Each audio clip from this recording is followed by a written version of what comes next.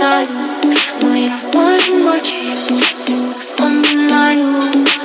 Ты ушла в темноту без прощания, слезы не строят, как знак.